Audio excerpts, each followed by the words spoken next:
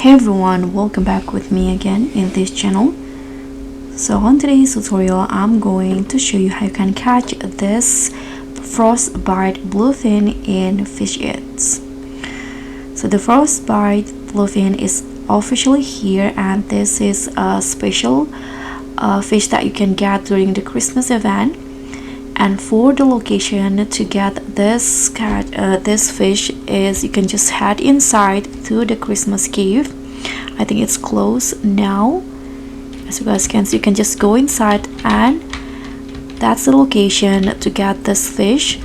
And as for the rod that I use, I'm using the ghost fin rods and also the crab bait. So when the Christmas cave is open, you can just try to fish and get this one.